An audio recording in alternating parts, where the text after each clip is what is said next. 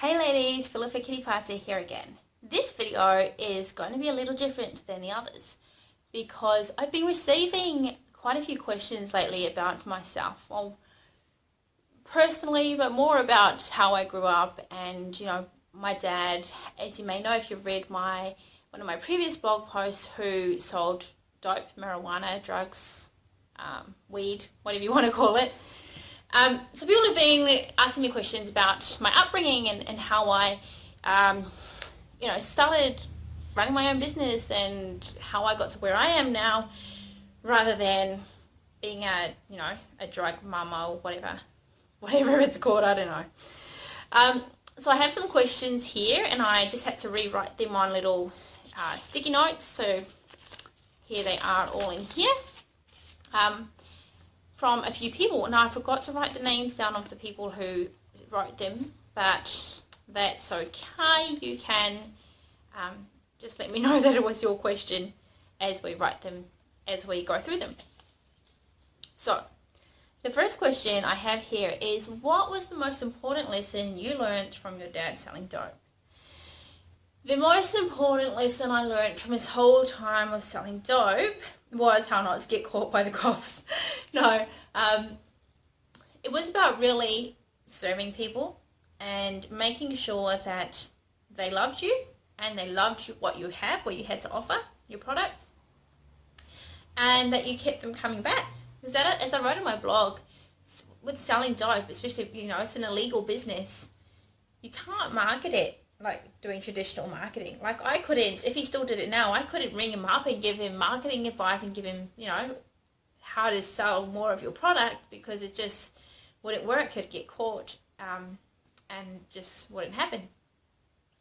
So the biggest lesson that I learned was to really come from a place of service, because that's all you really have. That's all you really have in that kind of business.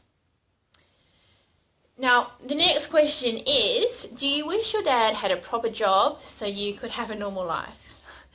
I used to always wish that he would just get a proper job. That he'd stop selling dope, so that, mainly because I wanted friends over. I wanted to be able to have friends over after school or on the weekends and, have sleepovers and all that kind of stuff. But I could hardly have that. Which is why now when I have friends over in my home, I love it. I love having people over. I'd never want them to leave. But from learning what I've learned through growing up in the environment that I did, I wouldn't take it. I wouldn't, swap it for anything else. The lessons I learned were just invaluable to the max. Alright, next one is, what was your neighbourhood like and how did you leave it? Good question. My neighbourhood was a poor neighbourhood. Every single house in the neighbourhood, oh, my ear's blocked. Every single house in the neighbourhood, everyone was on the dole, on the benefit, getting money from the government, that kind of stuff. So that was my neighbourhood. There were always kids out on the street, and that was awesome, but I hardly ever went out. I was a hermit. I stayed home. I remember once we had like a proper fireplace, and I got some coal or whatever it is out of the fireplace, and I wrote on the concrete part of it, I want to be grounded, because I didn't want to have to go outside. My mum and dad would just kick us outside to go and play and stuff, but I never wanted to go outside. I wanted to stay home. All I do at home was daydream, draw, watch TV, make stuff, play with makeup. That's all I do. But I just love staying home because I didn't like going out outside for whatever reason, and I'm still pretty much the same now. There are always fights everywhere in the neighbourhood. Like, everyone's parents would be fighting and arguing. It'd be no new thing. Ours were doing the same. It's pretty volatile, come to think of it, but it was fun. I had all my cousins around. That was fun. I had my nan around. That was cool. I'd always go to her house or to my auntie's house. I loved it, actually. I did. How did I leave it? As soon as I finished high school, I packed my bags and I got out of there. I was gone. I didn't want to stay around to see what might happen if I stayed around. You know, who knows what would have happened. So I wanted to get out of there and start my life how I wanted to live it. Alright, those questions done.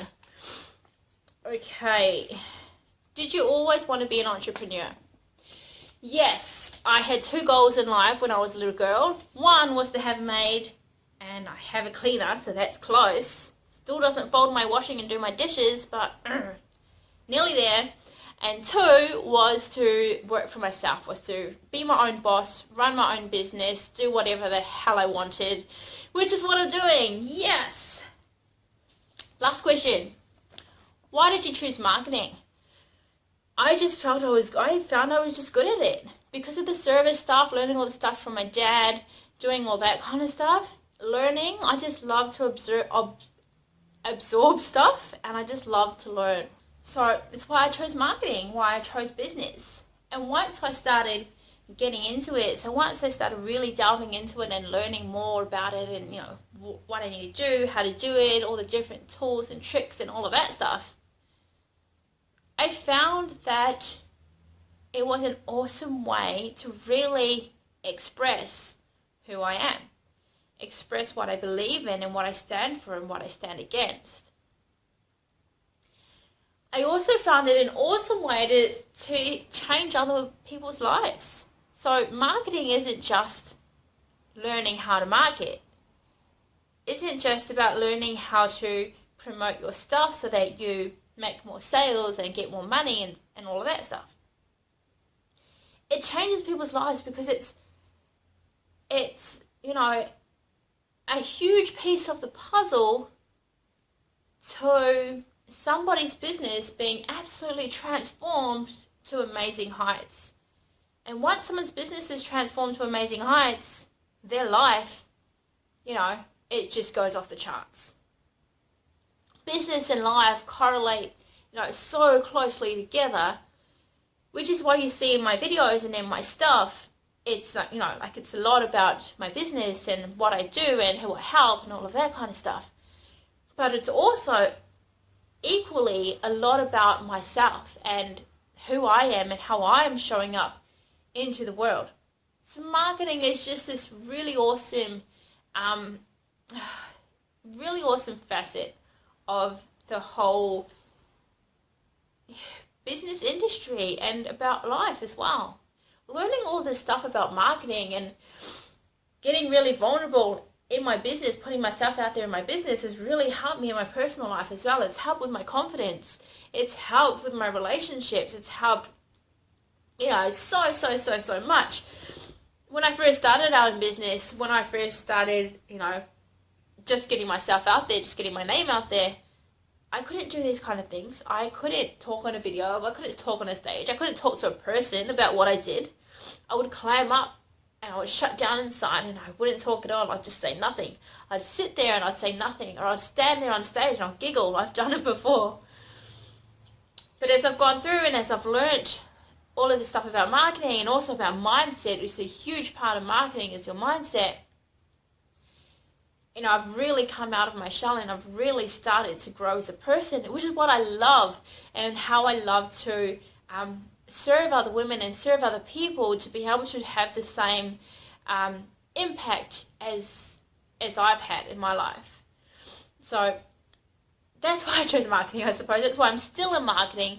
That's why I still love what I do. I don't even call myself a marketer or whatever. I just call myself a person that helps people. That's really, honestly, what I call myself. So that was all the questions. If you liked this little segment, I like doing it. It was quite fun. And you want to know more about me personally, about my life, my upbringing, what I'm doing now, whatever questions, send them in to me. Send them via private message or email or just on a comment on one of my posts, whatever. And I'll do another one of these. Okay?